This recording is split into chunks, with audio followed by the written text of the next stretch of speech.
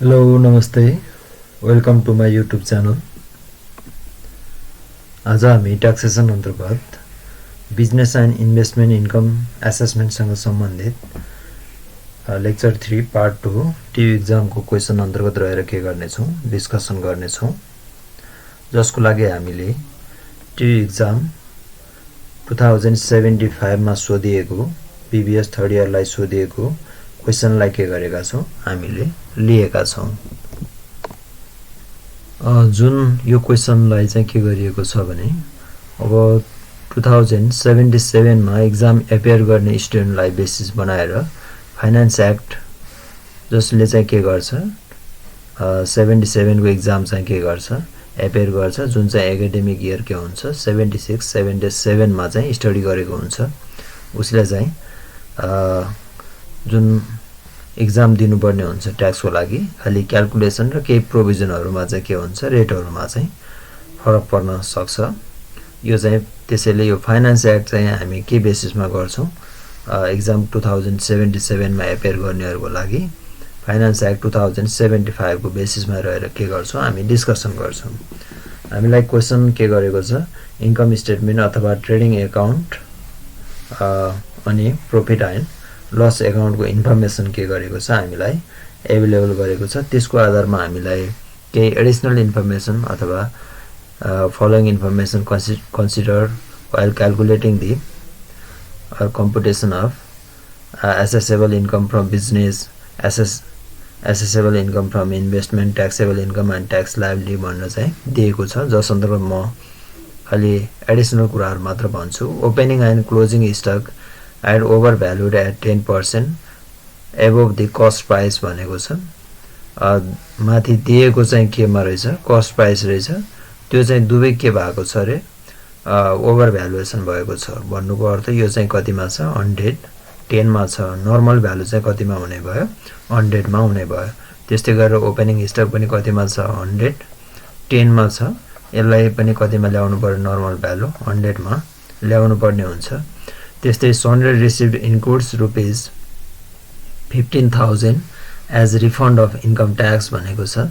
Income tax refund को रूपमा चाहिँ के भित्र इन्क्लुड गरिएको छ रे सन्डे इन्कम भित्र चाहिँ इन्क्लुड गरिएको छ। इन्कम ट्याक्स रिफन्ड भएको कुरा चाहिँ के हो ट्याक्स क्रेडिट भित्र आउने कुरा हो, त्यसैले यो चाहिँ केमा आउँछ ट्याक्स क्रेडिटमा आउँछ, इन्कममा आउने कुरा होइन। त्यसैले यहाँ एडजस्टमेन्ट ए भनेर लेख्ने एडजस्टमेन्ट रहेको छ। त्यसै general reserve includes rupees 5,000 as provision for bad debt for the year भनेको छ। जेनरल रिजर्भ चाहिँ के हुने भयो जेनरल रिजर्भ भित्र चाहिँ के भएको छ रे प्रोभिजन फर ब्याड डेट को लागि चाहिँ दिस इयर को चाहिँ के गरिएको छ व्यवस्था गरिएको छ भन्छ। अब यहाँ चाहिँ के छ रे एडिशनल इन्फर्मेसनमा दिएको अनुसार प्रोभिजन फर ब्याड डेट को त्यो चाहिँ के हो रे खर्च हो। अब प्रोभिजन पाउने नपाउने यो पछि डिस्कसन गरौँला। त्यसपछि expenses for raising loan amount rupees 3500 भनेको छ। अब जुन चाहिँ यो लोन लिनको लागि के गरेको छ खर्च भएको छ त्यो चाहिँ के भएको छ 3500 इन जुन एक्सपेन्सेस फर रेजिङ लोन भनेर दिएको छ हामीलाई दिएको छ सरी वाज नट इन्क्लुडेड भनेर भनेको छ। त्यसैले यो चाहिँ के हुन बाँकी छ यो चाहिँ एडजस्टमेन्ट गर्नु बाँकी छ। यो चाहिँ बाहिर दिएको कुरा भयो, यो एडिशनलमा सम्झिनु पर्यो हो। यो चाहिँ के भएको छैन खर्चको रूपमा आएको छैन। अब खर्च अवेलेबल हुन पनि सक्छ। अब यो चाहिँ केसँग सम्बन्धित छ यदि प्रोसेसिङ लोनको प्रोसेसिङसँग सम्बन्धित छ भने चाहिँ यो यसको नेचर रेभिन्यू नेचर हो अथवा क्यापिटल नेचर हो, यसको नेचर के गर्नुपर्ने हुन्छ पहिला थाहा पाउनु पर्ने हुन्छ। रेभिन्यू नेचर हो अथवा यो एक्सपेन्सेसको क्यापिटल नेचर।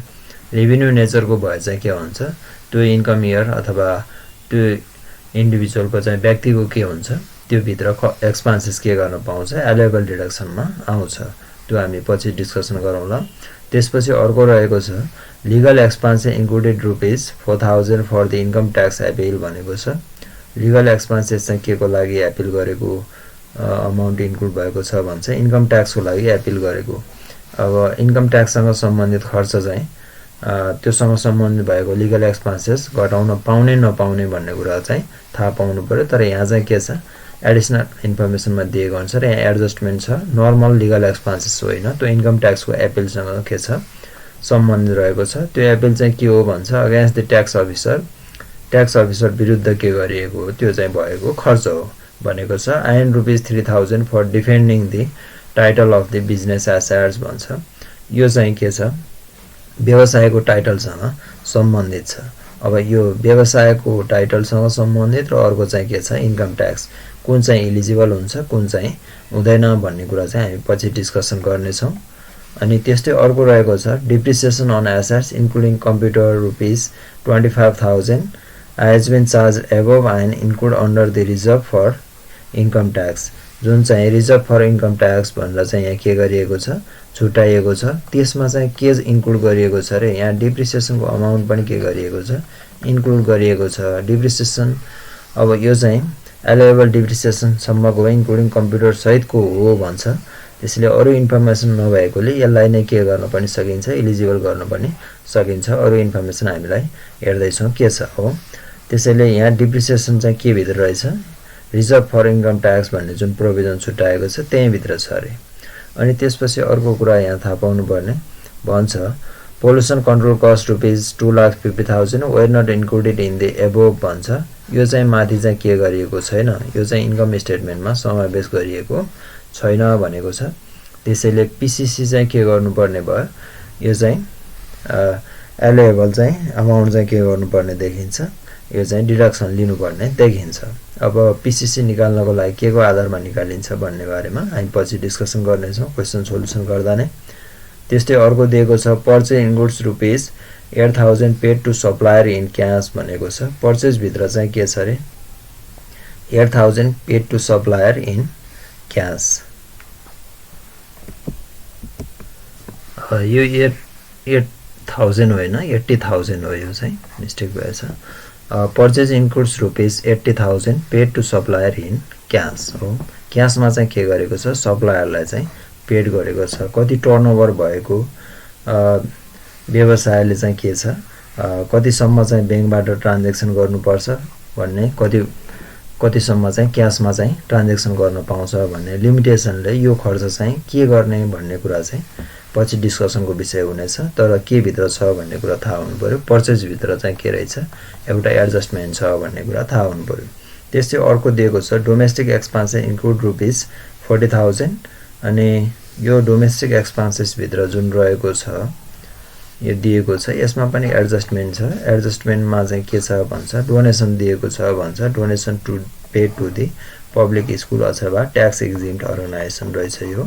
यो ट्याक्स एक्जिम्ट अर्गनाइजेसनलाई दिएको डोनेसन चाहिँ के हुन्छ, इलिजिबल रिडक्सनको रूपमा चाहिँ के गर्न पाउँछ, घटाउन पाउँछ। त्यसैले यो चाहिँ के गर्ने, यहाँबाट एक्सक्लुड गरेर हेर्ने। अनि त्यसैको आधारमा के निकाल्नु पर्ने भनेको छ, assessable income from the business, व्यवसायबाट एसेसेबल इन्कम निकाल भन्छ। अनि त्यसपछि के गर भनेको छ, त्यसपछि चाहिँ अनि एसेसेबल इन्कम फ्रम इन्भेस्टमेन्ट पनि निकाल भन्छ। त्यस्तै ट्याक्सेबल इन्कम पनि निकाल र ट्याक्स लायबिलिटी पनि निकाल भनेको छ, जसको लागि हामीलाई इन्फर्मेसन यो जति पनि दिएको छ सबै कसको, एकजना नेचुरल पर्सन अथवा इन्डिभिजुअलको के गरेको छ, हामीलाई इन्फर्मेसन दिएको छ। For the relevant income year भनेको छ। रिलेभेन्ट इन्कम इयर भन्नाले यहाँ चाहिँ अब एसेसमेन्ट गर्नुपर्ने, जस्तै यो चाहिँ के छ, 2077 को एक्जाम एपियर गर्ने स्टुडेन्टले चाहिँ के गर्नुपर्ने हुन्छ, फाइनान्स एक्ट चाहिँ 2075 चाहिँ के गर्नुपर्ने हुन्छ, फलो गर्नुपर्ने हुन्छ। त्यसैले उसको लागि चाहिँ इन्कम इयर कुन नै हुन्छ, रिलेभेन्ट भनेको 2075, 76 हुन्छ इन्कम इयर भने। एसेसमेन्ट इयर भनेर भन्ने हो भने 2076, 77 एकाडेमिक इयर नै के हुन्छ, एसेसमेन्ट इयर हुन्छ। अथवा एसेसमेन्ट लिने, आम्दानी गरिसकेर सिद्धिसकेपछि अर्को वर्ष के लिने गर्छ, एसेसमेन्ट लिने गर्छ। अब लागौँ सोलुसन तर्फ। फर्स्टमा हामीले के हेर्नुपर्ने भयो, इन्कम हेर्नुपर्ने भयो। बिजनेसको इन्कमसँग सम्बन्धित इन्कममा हामीलाई फर्स्टमा के थाहा छ, सेल्स दिएको छ। सेल्स चाहिँ के को रूपमा आउने भयो, इन्कमको रूपमा आउने भयो। त्यसैले सेल्स अथवा सेल्स रेभिन्यू यो एमाउन्ट दिएको छ 30,20,000। 30,20,000 के गर्ने, इन्कमको रूपमा लेख्ने। त्यसपछि अर्को एमाउन्ट दिएको छ, अर्को एमाउन्ट रहेको छ closing stock cost of trading stock section 15 अन्तर्गत के गरिन्छ COTS अथवा कस्ट अफ ट्रेडिङ स्टक खर्चमा के गरिन्छ एलोवेबल डिडक्सनको रूपमा जति आउँछ direct expenses minus closing stock गरेर निकालिन्छ त्यो अहिले आउँछ ग्रोस प्रॉफिट यो ब्रोट डाउन गरेको प्रॉफिट भयो या आउने कुरा भएन गिफ्ट रिसिभ्ड भनेको छ व्यवसायसँग सम्बन्धित अब क्वेशनले नभनेको भए व्यवसाय नभनेको अवस्थामा व्यवसायसँग सम्बन्धित भनेर एजुम गर्न सकिन्छ अथवा यहाँ इन्भेस्टमेन्ट भनिदिएको भए इन्भेस्टमेन्ट रिलेटिङमा के आउँछ यो इन्कमको रूपमा आउँछ त्यसैले गिफ्ट रिसिभ्ड व्यवसायसँग सम्बन्धित कति भयो 25,000 लेख्ने गिफ्ट रिसिभ्ड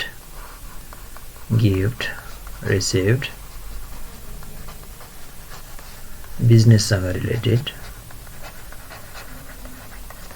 25,000 त्यस्तै अर्को रहेको छ इन्कमको रूपमा commission from the compensation from the insurance भनेको छ against the loss of the stock by fire हो स्टक चाहिँ के भएको छ स्टक चाहिँ लस भयो इन्स्योर्ड गराएको कारणले के गरेको छ इन्सुरेन्स कम्पनीबाट चाहिँ प्रिमियम के गरेको छ रिसिभ गरेको छ त्यसैले व्यवसायसँग सम्बन्धित इन्कमको रूपमा चाहिँ के आउने भयो यो चाहिँ इन्कममा आउने भयो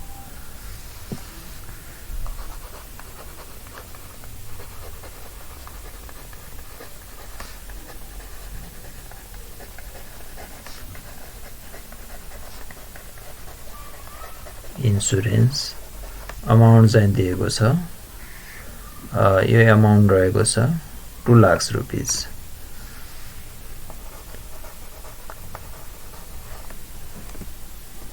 इन्सुरेन्सको केसमा चाहिँ कहिलेकाहीँ के भन्न सक्छ प्रोप्राइटर अथवा इन्डिभिजुअलकै नेचुरल पर्सनसँग सम्बन्धित इन्सुरेन्स बापतको के गरिएको छ कम्पनसेसन रिसिभ गरिएको छ भनेर यदि क्वेशनमा दिन्छ भने नेचुरल रेसिडेन्ट को चाहिँ के हुन्छ त्यस्तो इन्सुरेन्स रिसिभ गरेको कुरा चाहिँ के हुन्छ वेब हुन्छ अथवा त्यो चाहिँ के हुँदैन ट्याक्सेबल इन्कमको रूपमा आउँदैन जस्तै त्यो फिजिकल ड्यामेज भएको कारणले हुन सक्छ अथवा त्यो डेथ भएको कारणले हुन सक्छ फिजिकल ड्यामेज भएको केसमा चाहिँ इन्कममा नआउने भएकोले जुन मेडिकल ट्याक्स क्रेडिटको कुरा छ त्यो पनि के गर्न पाउँदैन क्लेम गर्न पाउँदैन यो चाहिँ के भयो व्यवसायसँग सम्बन्धित भएकोले यो चाहिँ के हुने भयो आउने भयो त्यस्तै अर्को दिएको छ amount received after the cessation of the old business पुरानो व्यवसाय छोडेको कारणले व्यवसायबाट के भएको छ इन्कम आम्दानी भएको छ बन्द गर्दाखेरि त्यसैले त्यस्तो आम्दानी पनि व्यवसायसँगै सम्बन्धित आम्दानी भएकोले यो चाहिँ के हुने भयो व्यवसायमा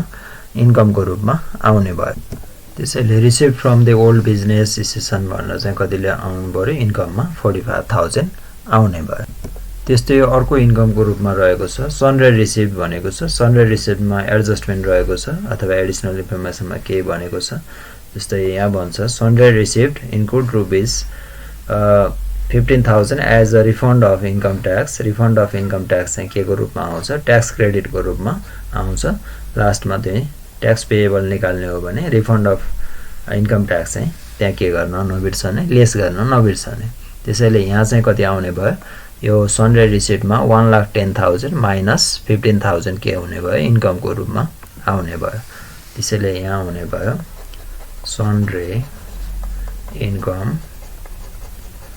1,10,000 minus 15,000 as a refund of income tax that amounts comes to 95,000 अब यसरी चाहिँ के भएको छ टोटल यहाँ दिएको इन्कमहरु चाहिँ के भयो हाम्रो लेखिसक्यौ अथवा ग्रस इन्कम चाहिँ व्यवसायसँग सम्बन्धित हामीले लेखिसक्यौ अब टोटल के गर्दिने यसलाई सम अप गर्दिने यसरी सम अप गरिसकेपछि अब हामी लागौं यो आउने बस सम अमाउन्ट 33,85,000 लेस अलाउएबल के हुन्छ अब डिडक्सन व्यवसायसँग सम्बन्धित खर्चहरु के गर्न पाउँछ अलाउएबल डिडक्सनहरु घटाउन पाउँछ अलाउएबल डिडक्सनमा चाहिँ अब के दिएको छ हेरौं अलाउएबल डिडक्सनमा चाहिँ फर्स्टमा कस्ट अफ ट्रेडिङ स्टक र अदर जनरल एक्सपेन्सेसहरु दिएको छ त्यसैले इन्कम ट्याक्स एक्ट 2058 को सेक्सन 13 मै के भनेको छ भने सामान्य कट्टी हुने भनेर दिएको छ त्यो चाहिँ सामान्य कट्टी हुने खर्चहरु चाहिँ के हुन्छ व्यवसायसँग सम्बन्धित भए व्यवसायको आम्दानीबाट लगानीसँग सम्बन्धित भए लगानीको आम्दानीबाट के गर्न पाउँछ, डिडक्सन लिन पाउँछ। तर त्यो चाहिँ के हुनुपर्छ, कन्डिसन फुलफिल हुनको लागि त्यो पार्टिकुलर इन्कम इयरमा चाहिँ के भएको हुनु पर्यो, त्यो एक्सपेन्सेस भएको हुनु पर्यो। अनि त्यो चाहिँ त्यही रिलेटिङ व्यवसायसँग सम्बन्धित चाहिँ हुनु पर्यो, अथवा लगानी भए लगानीसँग सम्बन्धित हुनु पर्यो। अनि त्यस्तो खर्चले चाहिँ के गरेको हुनु पर्यो भन्दा इन्कम जेनेरेट गरेको हुनु पर्यो। त्यो नै के हो, जेनरल कन्सेप्ट हो। त्यसैको आधारमा के गरिन्छ, त्यस्ता कुराहरूलाई के गरिन्छ, एलोएबल डिडक्सनको रूपमा लिइन्छ। फर्स्टमा अब हामी निकालौँ डाइरेक्ट एक्सपेन्सेसको इन्फर्मेसनको आधारमा कस्ट अफ ट्रेडिङ स्टक।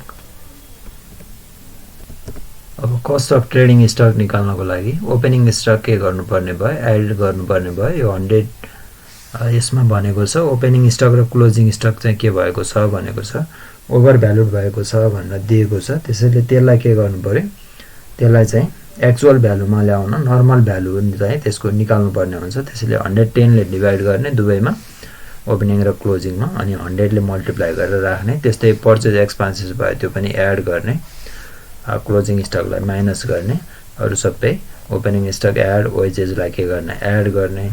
त्यस्तै कस्टम ड्युटीलाई पनि डाइरेक्ट एक्सपेन्सेस भयो एड गर्ने। यो कुरा एड गरेर हामी के निकाल्छौँ, क्लोजिङ स्टक निकाल्छौँ।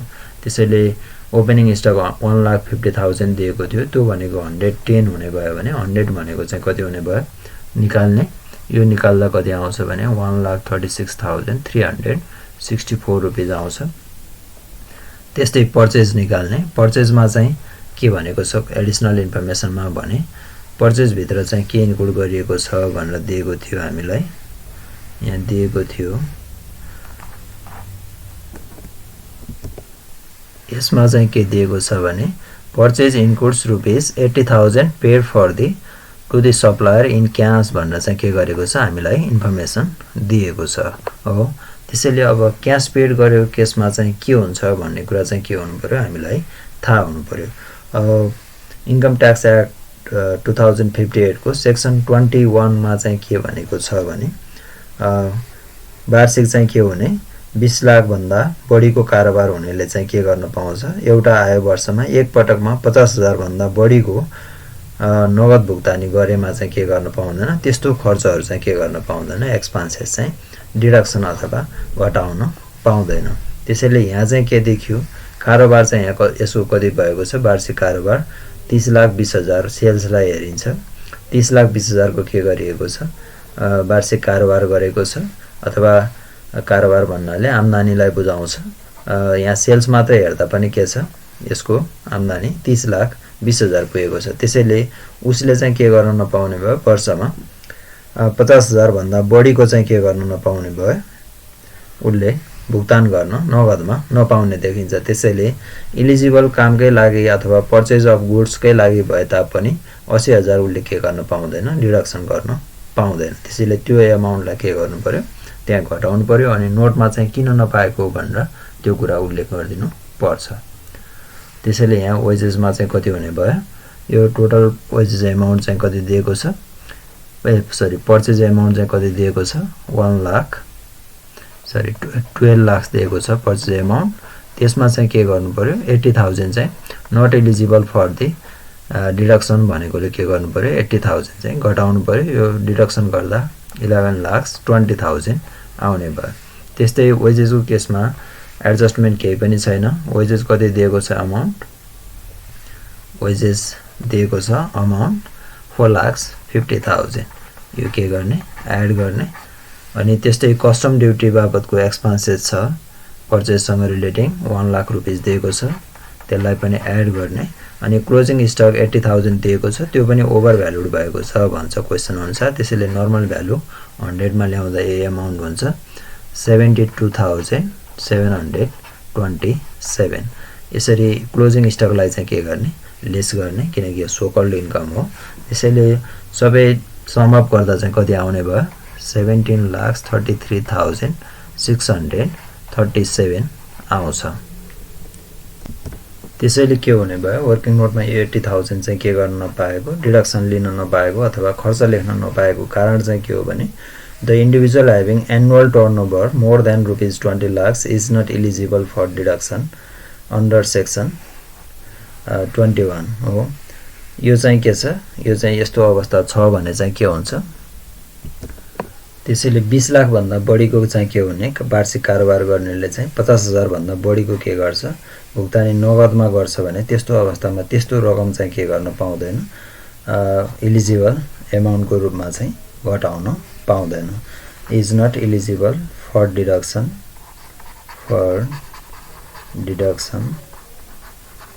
when to pay in cash more than rupees 50,000 under section 21 except certain condition भन्ने चाहिँ रहेको छ। त्यसमा चाहिँ 6 वटा कन्डिसनहरु रहेको छ।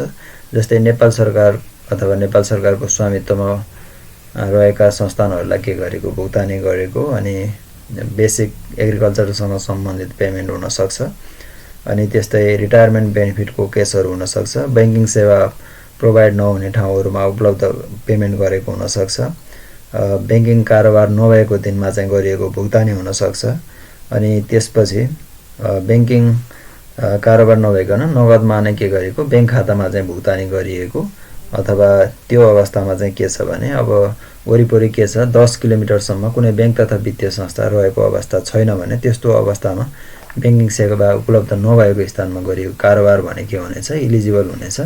तर त्यो अवस्था बाहेक अन्य कन्डिसनमा चाहिँ के हुँदैन, 50,000 भन्दा बढीको नगदमा चाहिँ के गरेको रहेछ, भुक्तान गरेको रहेछ, जसको वार्षिक कारोबार चाहिँ कति छ 20 लाख भन्दा बढी छ भने त्यो अवस्थामा त्यस्तो खर्च के गर्न पाउँदैन, डिडक्सन गर्न पाउँदैन। त्यसैले cost of trading stock working note 1 अनुसार चाहिँ कति हुने भयो, 17,33,637 चाहिँ इलिजिबल डिडक्सनको रूपमा आउने भयो। त्यसपछि अर्को खर्चको रूपमा हामीलाई दिएको छ स्यालेरी भनेर दिएको छ 1,20,000, अनि त्यस्तै प्रिन्टिङ एन्ड स्टेशनरी दिएको छ 10,000, रेट्स एन्ड ट्याक्सेस भनेर 25,000 दिएको छ। यो तीनवटै के हुने भयो, इलिजिबल व्यवसायसँग सम्बन्धित खर्च भएकोले डिडक्सनमा आउने भयो, यसमा कुनै एडजस्टमेन्ट छैन। यसरी स्यालेरी 1,20,000 इलिजिबल डिडक्सन, त्यस्तै printing and stationery 10,000, rates and taxes 25,000 हुने भयो। त्यस्तै हामीलाई दिएको छ जनरल रिजर्भ दिएको छ 50,000। जनरल रिजर्भ आफैमा के होइन, it is not the expenses, यो चाहिँ रिजर्भ प्रोभिजन भन्ने कुरा चाहिँ सेक्सन 24 मै लेखेको छ। यदि त्यो एग्रुअल बेसिसमा हो भने पनि के हुनुपर्छ, फिक्स पार्टी अब्लिगेसन हुनुपर्छ, अनि एमाउन्ट चाहिँ के हुनुपर्छ, मेजरेबल हुनुपर्छ भनेको छ। जनरल रिजर्भ ट्रान्सफर मात्र हो व्यवसायको, त्यसैले पनि यो के हुने भएन, यो चाहिँ आउने भएन। तर यहाँ के भनेको छ, एडिसनल इन्फर्मेसनमा चाहिँ हामीलाई के भनेको छ भने त्यस अन्तर्गत चाहिँ हामीलाई दिएको छ, यसमा हामीलाई के भनेको छ, प्रोभिजन फर ब्याड डेट दिएको छ भन्छ। अघि पनि मैले भनिहालेँ प्रोभिजन चाहिँ के हुँदैन, it is not eligible for the deduction, किनकि प्रोभिजनमा सेक्सन 24 अनुसार चाहिँ के हुँदैन त्यो फुलफिल भने फिक्स पार्टी अब्लिगेसन पनि हुँदैन हो, कसको लागि हो यो भन्ने। ब्याड डेट चाहिँ व्यवसायले के लेख्न पाउँछ, खर्च लेख्न पाउँछ, तर प्रोभिजन गरेको कुराहरू कुनै पनि के गर्न पाउँदैन, खर्च लेख्न पाउँदैन। त्यसैले त्यसमा के हुँदैन, पार्टी पनि फिक्स हुँदैन प्रोभिजनको केसमा भने, अमाउन्ट पनि के भए हुँदैन, कसको लागि कति चाहिँ ब्याड डेट हो भन्ने कुरा फिक्स भएको हुँदैन। त्यसैले दुईवटै कन्डिसनमा यहाँ एडजस्टमेन्ट दिए तापनि दुवै के हुने भएन, इलिजिबल हुने भएन। सोही कुरालाई नोटमा लेखिदिने। त्यसैले के हुने भयो, प्रोभिजन फर एनी प्रोभिजन है, कुनै पनि प्रोभिजन चाहिँ के हुँदैन, इलिजिबल डिडक्सनको रूपमा आउँदैन। यहाँ चाहिँ प्रोभिजन फर ब्याड डेट भनेको चाहिँ is not eligible for deduction under section 24(2) मा चाहिँ त्यो कुरा उल्लेख गरेको छ। लिगल एक्सपेन्सेस दिएको छ, लिगल एक्सपेन्सेस 10,000 रुपैयाँ छ। यसमा पनि के भनेको छ, यो लिगल एक्सपेन्सेससँग सम्बन्धित खर्च 10,000 मध्ये 4,000 चाहिँ के हो भनेको छ, यो अफिसरलाई के गरेको, अफिसर अथवा आइआरडी अगेन्स्टमा चाहिँ के गरेको हो, यो चाहिँ मुद्दा गर्दाखेरि के भएको खर्च भएको रकम हो भन्छ भने। अनि अर्को चाहिँ के भनेको छ, 3,000 चाहिँ defending the title of the business assets भनेको छ, व्यवसायसँग सम्बन्धित टाइटल अफ एसेट्स, यो चाहिँ के हुने भयो, इलिजिबल हुने भयो यो एमाउन्ट। अब अर्को चाहिँ के छ, इन्कम ट्याक्ससँग सम्बन्धित कुनै पनि खर्च के गर्न पाइँदैन, घटाउन पाइँदैन। त्यसैले यहाँ लिगल एक्सपेन्सेस चाहिँ कति मात्र हुने भयो, लिगल एक्सपेन्सेस भनेर टोटल दिएको थियो इन्कम स्टेटमेन्टमा 10,000 दिएको थियो। 10,000 मध्ये सेक्सन 21 अन्तर्गत चाहिँ ट्याक्ससँग सम्बन्धित खर्च अथवा त्योसँग सम्बन्धित कुनै पनि खर्च के गर्न पाइँदैन। इन्कम ट्याक्ससँग सम्बन्धित खर्च घटाउन नपाइने भएकोले त्यो 4000 के गर्नु पर्यो, जुन मुद्दा लगाएको छ आइआरडी को अफिसरलाई त्यो बराबरको खर्च चाहिँ के गर्न पाएन, डिडक्सन लिन पाएन। त्यसैले 6000 मात्र के हुने भयो, इलिजिबल हुने भयो। त्यही कुरा नोटमा लेखिदिने, किन घटाउन पाएन। त्यसैले के हुने भयो भने legal expenses against the tax officer is not eligible for the deduction हो, यो कुरा चाहिँ नोटमा लेख्ने। त्यस्तै अर्को दिएको छ यहाँ डोमेस्टिक एक्सपेन्सेस भनेको छ 50000। घरायसी खर्च सेक्सन 21 अन्तर्गत नै के गर्न पाउँदैन, डिडक्सन लिन पाउँदैन। त्यो बाहेक पनि यहाँ के भनेको छ भने डोमेस्टिक एक्सपेन्सेस भित्र चाहिँ 40000 चाहिँ के छ, पब्लिक स्कुललाई दिएको डोनेसन छ भन्छ। त्यसैले 40000 चाहिँ कहाँ जाने भयो, एलेबल डिडक्सनमा चाहिँ कति एमाउन्ट हुन्छ त्यहाँ चाहिँ के गर्नुपर्ने भयो, इलिजिबल जति देखिन्छ त्यसलाई चाहिँ घटाउनु पर्ने भयो। अहिलेलाई यहाँ आउने भएन। अनि त्यस्तै ब्याड डेब्ट दिएको छ 15000। ब्याड डेब्टलाई के गर्ने, लेख्ने एलेबल डिडक्सनमा। ब्याड डेब्ट अमाउन्ट दिएको छ 15000। यो गरिसकेपछि अर्को दिएको छ, के दिएको छ हेर्ने। अर्को दिएको छ इन्ट्रेस्ट एक्सपेन्सेस। इन्ट्रेस्ट एक्सपेन्सेस भनेर कति दिएको छ, 12000। व्यवसायसँगै सम्बन्धित हो भने यस्तो खर्च के गर्न पाउँछ, घटाउन पाउँछ। यो लेख्ने इन्ट्रेस्ट एक्सपेन्सेस। इन्ट्रेस्ट एक्सपेन्सेस दिएको छ बिजनेस रिलेटेड हो भने यो चाहिँ के हुने भयो, इलिजिबल हुने भयो 12000। इन्ट्रेस्टसँग सम्बन्धित खर्च 12000 आइसकेपछि इन्ट्रेस्ट भनिसकेपछि लोनसँग सम्बन्धित भयो। त्यसैले यो चाहिँ के मान्नु पर्यो, बिजनेस रिलेटिङ के रहेछ, लोनमा चाहिँ तिरेको ब्याज हो भने चाहिँ के हुन्छ, इलिजिबल हुन्छ। त्यस्तै यहाँ अर्को पनि कुरा गरेको थियो, यहाँ expenses for raising loan amounted to rupees 3500 was not included in the above statement भन्छ। लोन लिँदाखेरि चाहिँ भएको खर्च भनेर भनेको छ। अब यो चाहिँ माथि यहाँ इन्क्लुड गरेको छैन। यो चाहिँ यदि इलिजिबल हुन्छ भने चाहिँ डिडक्सन गर्ने भन्छ। अब यो लोनको प्रोसेसिङ गर्ने अथवा लोनसँग सम्बन्धित खर्चहरू, ब्याज खर्च चाहिँ पाउने भयो। Interest expense, general interest expenses चाहिँ सेक्सन 14 मा उल्लेख गरेको छ। त्यो बाहेक अरू खर्चहरू चाहिँ के हुन्छ, क्यापिटल नेचरको खर्चहरू, त्यस्तोलाई चाहिँ पाइँदैन भनेको छ। त्यसैले अब यो वर्किङ नोटमा लेखिदिने यो कुरा चाहिँ वर्किङ नोट 5 मा expenses relating to loan processing is capital nature expenses, capital nature expenditure.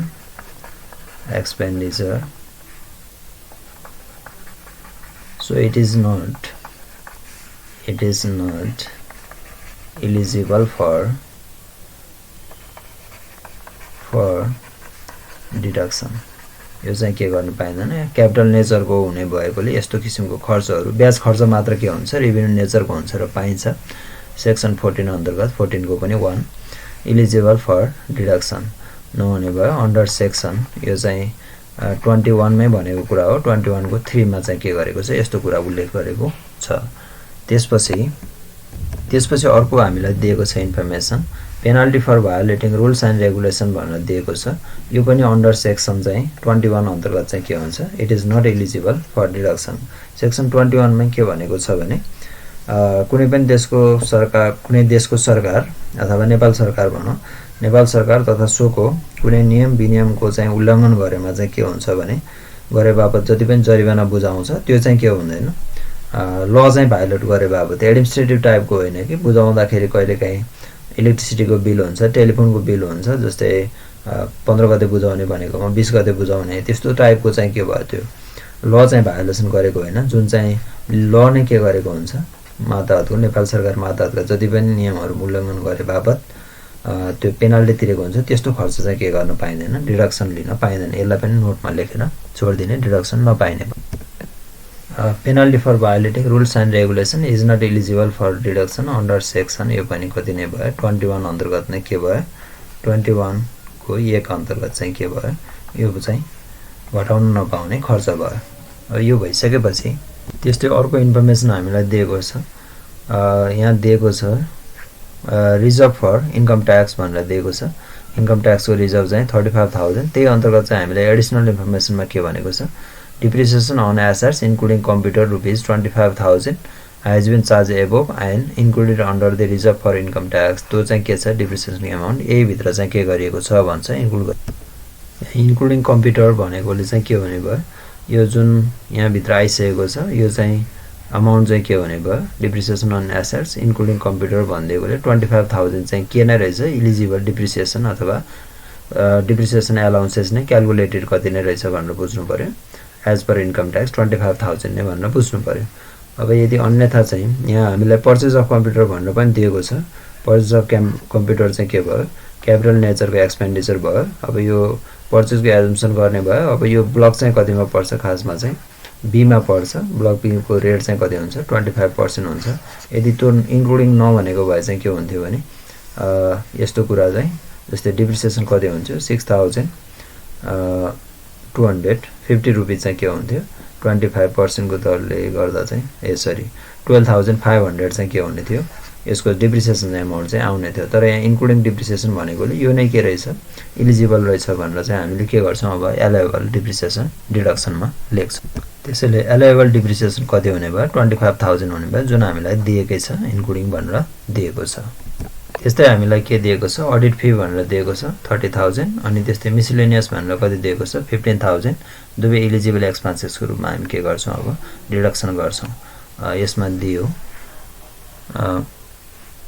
Audit fee भनेर दिएको थियो, अडिट फी भनेर कति दियो, 30,000 दिएको छ।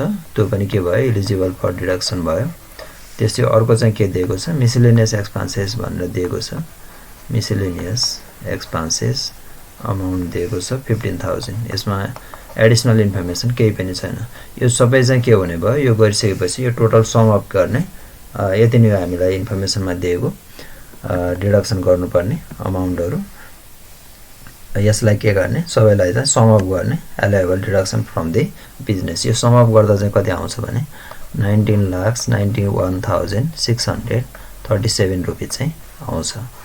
यो गरिसकेपछि अब इन्कमबाट चाहिँ के गर्ने, इन्कमबाट चाहिँ ग्रस इन्कमबाट चाहिँ के गर्ने, एलाइबल डिडक्सन चाहिँ के गर्ने, डिडक्सन घटाइदिने। यो घटाउँदा चाहिँ अब एमाउन्ट चाहिँ कति आउँछ, यो चाहिँ आउँछ एडजस्टेड ट्याक्सेबल इन्कम। किनकि यहाँ हामीले चाहिँ के छ, यो क्वेसनमा चाहिँ के दिएको छ भने पिसिसी दिएको छ। यहाँ एउटा पिसिसीको एमाउन्ट चाहिँ के गर्न बाँकी छ, डिडक्सन गर्न बाँकी छ। यो चाहिँ के छ, यो चाहिँ के गरिन्छ, एटिआईमा चाहिँ के गरिन्छ, क्यालकुलेसन गरिन्छ। एटिआई भनेको चाहिँ जुन दिएको छ त्यो बाहेक अनि डोनेसन बाहेक त्यो बाहेकको अमाउन्टबाट के गरिन्छ, निकालिन्छ। त्यसैले त्यो पिसिसीको खर्च लेख्नुभन्दा अगाडिको एमाउन्ट के गर्ने, पहिला डिडक्सन गरिसक्ने।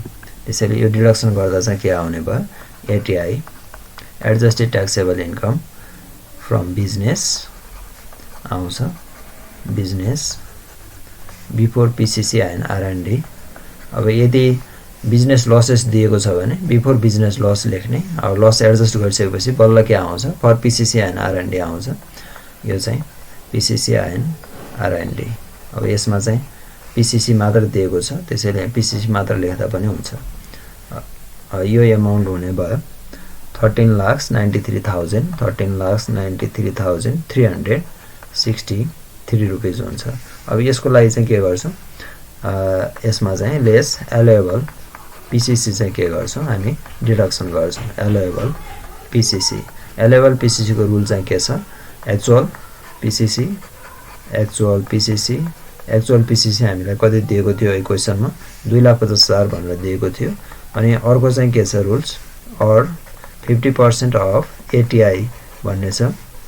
पिसिसी र आरएनडी केसँग सम्बन्धित छ, व्यवसायसँग सम्बन्धित भएकोले यो व्यवसायको एटिआईसँग मात्र हो। व्यवसायको एटिआई भनेको चाहिँ कति आएको थियो, 13,93,363 आएको छ। यसको चाहिँ के गर्ने, निकाल्ने।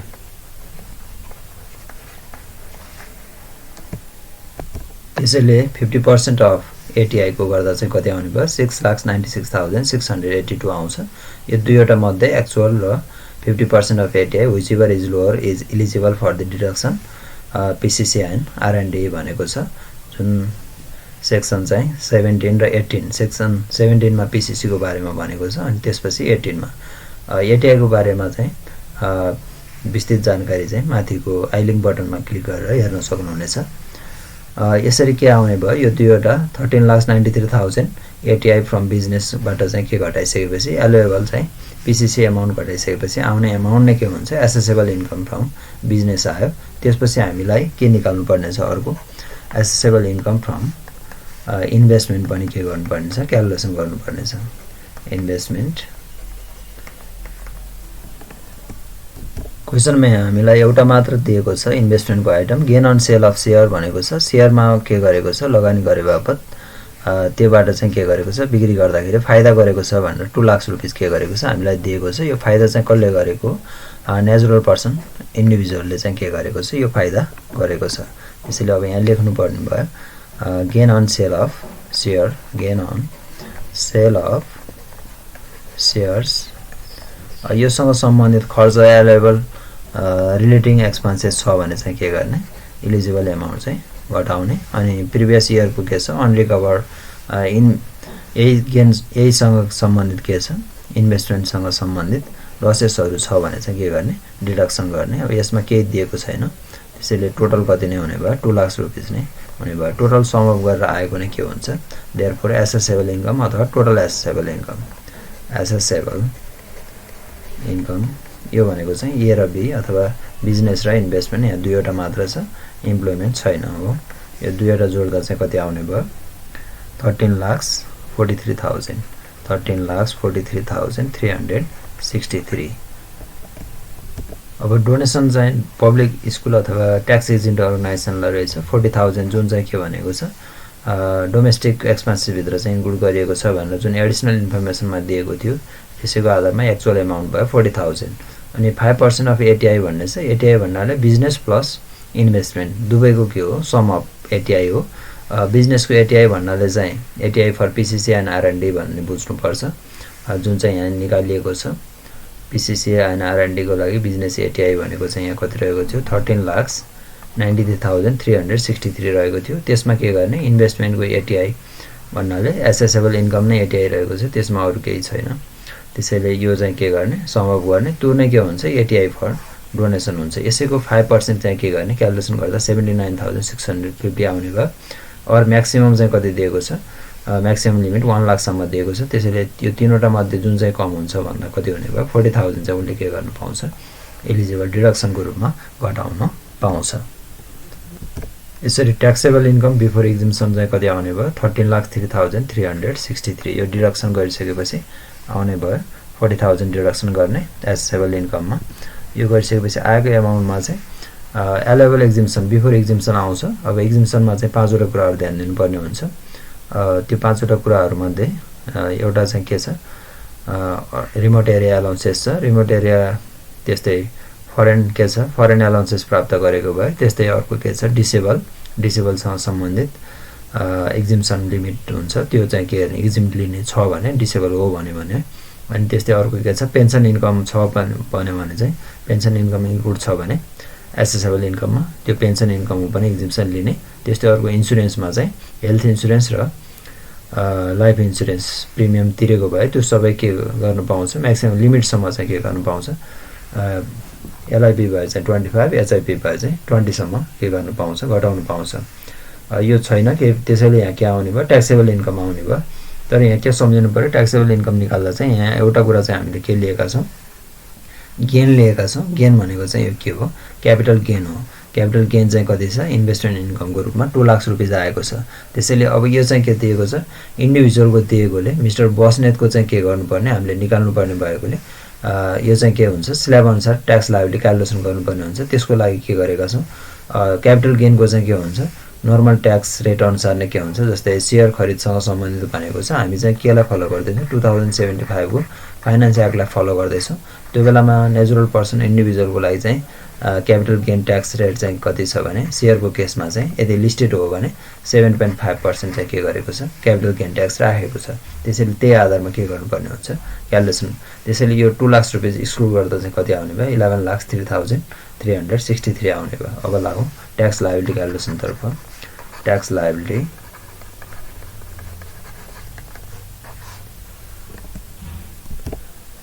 यसरी स्ल्याब अनुसार ट्याक्स क्यालकुलेसन गर्दा अब मिस्टर बस्नेत क्वेसनमा केही भनेको छैन, सिंगल भयो, सिंगल ट्रिटमेन्ट 3,50,000 चाहिँ के हुने भयो, फर्स्ट चाहिँ स्ट्याट्युटरी एक्जिम्सन हुने भयो, छुट पाउने भयो किनकि उसको इम्प्लोइमेन्ट इन्कम छैन, मात्र एसएसटी इम्प्लोइमेन्ट इन्कममा मात्र के हुन्थ्यो 1% चाहिँ एसएसटी लाग्छ, सोसियल सेक्युरिटी ट्याक्स। त्यो पनि फेरि के छ, अब अहिले करेन्ट 75 अनुसार पढ्दैछौँ, 76 बाट चाहिँ के छ भने सोसियल सेक्युरिटी फन्डमा गइसकेको भए एसएसटी फेरि तिर्नु पर्दैन। त्यस्तै अर्को चाहिँ के छ, नेक्स्ट स्ल्याबमा चाहिँ 10% को दरले 10,000 हुने भयो, नेक्स्ट 2 लाख त्यसपछिको नेक्स्टमा 20% दरले 40,000 भयो, अझै क्यापिटल गेन बाहेक 11 लाख भएकोमा त्यसमा चाहिँ यो यहाँसम्म चाहिँ कति स्ल्याबमा कति गइसक्यो 650 गइसक्यो, त्यसैले ब्यालेन्स कति बाँकी रहन्छ 4,53,363 बाँकी रहन्छ। त्यसको चाहिँ कति पर्सेन्ट 13% को दरले ट्याक्स काट्दा चाहिँ 30% को दरले ट्याक्स काट्दा 1,36,008 रुपिस 90 पैसा चाहिँ के हुने भयो, ट्याक्स लाग्ने भयो। अनि त्यसपछि अब सेपरेट नर्मल ट्याक्स रेटकै आधारमा के गरिन्छ, क्यालकुलेसन गरिन्छ। क्यापिटल गेनको चाहिँ के छ, स्पेसिफिक नर्मल ट्याक्स रेट छ। जस्तै यहाँ क्वेसनमा त भनेको छैन, लिस्टेड सेयर मात्र भनेको छ, लिस्टेड चाहिँ हामीले के गरेको एजुम गरेको, यदि लिस्टेड कम्पनीको सेयर हो भने यो फाइनेन्स एक्ट 2075 को लागि मात्र त्यस्तो व्यवस्था छ। 74 मा पनि कति नै थियो 5% नै थियो, अब 76 बाट पनि कति नै छ फाइनेन्स एक्ट 5% नै छ, तर त्यो 75 मा मात्र त्यस्तो त्यो वर्षमा मात्र कति छ इन्डिभिजुअलको लागि। यदि लिस्टेडको हो भने चाहिँ 75, नन लिस्टेडको हो भने चाहिँ 10% को दरले के गरेको छ क्यापिटल गेन ट्याक्स चाहिँ डिफाइन गर्यो। त्यसैको आधारमा चाहिँ 2 लाख को 7.5% ले 15,000 हुने भयो। यसरी टोटल ट्याक्स लायबिलिटी चाहिँ कति आउने भयो, सम अप गर्दाखेरि 2,01,008 रुपिस 90 पैसा चाहिँ के आउने भयो, टोटल ट्याक्स लायबिलिटी आउने भयो। यहाँसम्म निकाल भनेको छ। त्यस्तै अब ट्याक्स क्रेडिट केही छ भने चाहिँ के गर्ने, घटाइदिने। अब एउटा चाहिँ दिएको छ हामीलाई refund of tax income tax भनेको छ, ट्याक्स क्रेडिटमा रिफन्ड लास्ट इयरको रिफन्ड अफ इन्कम ट्याक्स, हुन त यो निकाल भनेको छैन, त्यही पनि रिफन्ड अफ इन्कम ट्याक्स भनेर चाहिँ क्वेसनमा कति दिएको थियो भने सुरुमै भनेको थियो एडिसनल इन्फर्मेसनमा 15,000 भनेको थियो। यदि त्यो चाहिँ गर्ने हो भने 15,000 के गर्ने डिडक्सन गरेर राखिदिने। यसरी हामीले के गर्न सक्छौँ, यो चाहिँ यो आउने भयो 1,95,000 रूपमा चाहिँ हो। यसरी चाहिँ के गर्न सकिन्छ, यसरी चाहिँ सोल्भ गर्न सकिन्छ।